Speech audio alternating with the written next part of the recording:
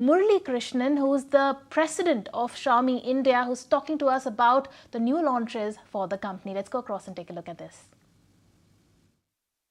The second half of 2023 showed early signs of growth, good green shoots, continued up until even Q1 of 2024, where we clawed back and now are the second largest smartphone brand in this country. And at this moment, I think I should reveal the fact that in the past 10 years, we have had the privilege of shipping 25 crore smartphones, which is 250 million smartphones in this country.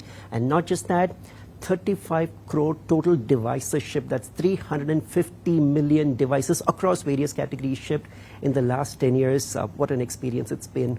Can't wait to do more of this. What are your thoughts on how, cutting tariffs will really lead to, in terms of the kind of benefits that will translate for brands like yourselves, for India as a manufacturing hub, and thirdly for consumers? For India to become an electronics manufacturing powerhouse, for the overall electronics manufacturing industry in India to reach the stated goal of $300 billion, moves such as this, be it incentivizing local manufacturing through production-linked incentives, through tariff cuts, is always welcome. It only helps entrench. It only helps companies entrench themselves deeply into the component ecosystem, explore more components for localization, and help India march forward towards the goal that has been laid out. So always welcome such moves. Right. And speaking of components ecosystem and, increasing domestic value addition, I think Xiaomi has been working in that direction. You've also been deepening your manufacturing muscle in the country. If you could also give us a sense of, where does that go from here and what are you really planning? Our Make in India journey started way back in 2015. It's not just smartphones, but we have localized PCBAs and various other components such as battery, charger, cable, camera module, mechanics, fingerprint module, vibrator module, and so on. So that's a journey that anyway continues. So as of this point of time, if I were to look at the contribution of locally sourced components in the non-semiconductor BOM, that's about 35% end of last year, and we hope to scale that to about 50% in the next couple of years, and we'll do that both by broadening and deepening local sourcing. So I think that's something that's going extremely well, and we'll only continue accelerating that wherever the opportunity presents itself. And you basically say that premiumization is a trend that will hold on for a very long time, and that is of course being seen in other sectors as well. But when we speak about the value for money segment, Murali, the mid-premium segment as well, what kind of growth do you see for Xiaomi in particular, and of course for the industry, and what is going to drive that? For us, we're actually seeing growth across all key price points. I mean, for example, with the recent launches in the Xiaomi series, above 40,000 rupees segment, we've had the Xiaomi 14, the Xiaomi 14 Ultra, and more recently the Xiaomi 14 CV.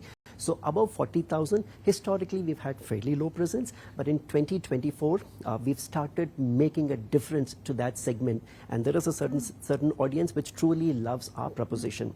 And then earlier this year in January, we launched the Redmi Note 13 series with the Redmi Note 13 Pro Plus 5G, crossing the 30,000 rupee price point, and that's become an amazing success.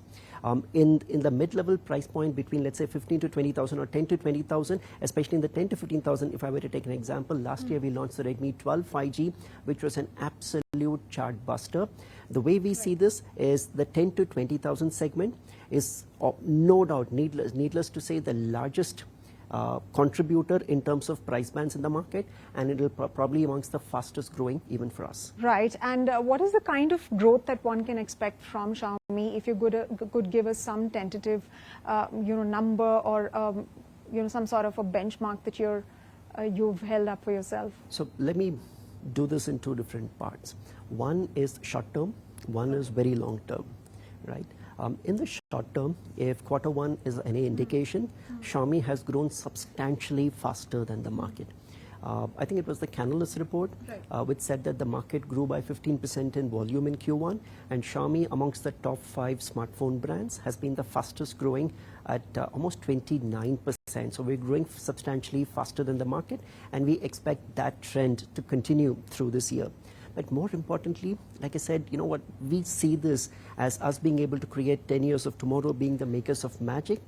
And towards this, if in the past decade we have shipped 35 crore or 350 million devices, over the course of the next 10 years, Xiaomi India aspires to double that number and ship 70 crore, an incremental 70 crore or 700 million devices in India over the course of the next 10 years. And there's a lot of anticipation around the Xiaomi S car, SUC7, and we've just seen that as well, just a glimpse of that. Any plans for any imminent launch in India in the near future? What is Xiaomi thinking about that?